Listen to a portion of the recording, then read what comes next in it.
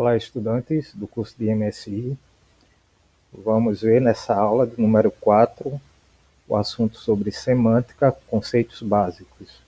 O objetivo da aula é continuar o assunto que vimos, nas 3 aulas anteriores e continuar com o assunto novo, que é semântica, fazer algumas definições de semântica, dar alguns exemplos e ver qual é o objetivo de estudo dela, quais são as áreas que a semântica trata. Então vamos começar a ver agora a definição de semântica. Então a gente disse que semântica seria o estudo do sentido das palavras, expressões, frases e unidades maiores da comunicação verbal, sempre atribuindo sentido a essas palavras e expressões. Então a semântica seria a área da gramática ou a área da linguística, a área do estudo da língua, que trata sobre o significado. Pode ser de uma palavra, pode ser de uma expressão, pode ser de um fragmento do texto, vai depender exatamente do que a gente quer atribuir o sentido. E esses sentidos dependem, às vezes, da história, a origem da palavra, que aí decorrente da origem ela vai ter um significado diferente, e também de acordo com a estrutura que a palavra tem.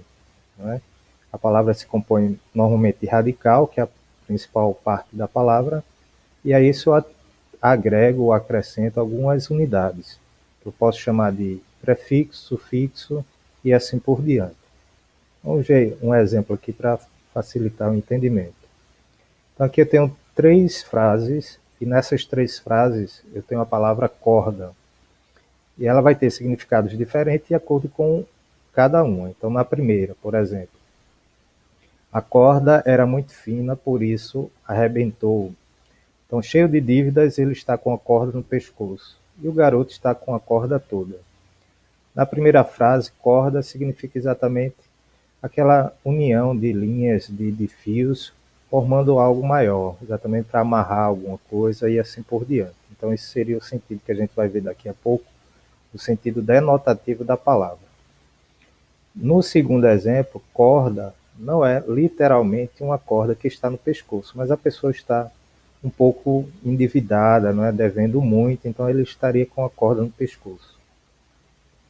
E a terceira corda toda, está com a corda toda, está com a energia, está eufórico, alegre e assim por diante. E agora a gente tem uma charge que vai brincar um pouco com a palavra rede. Então rede na realidade seria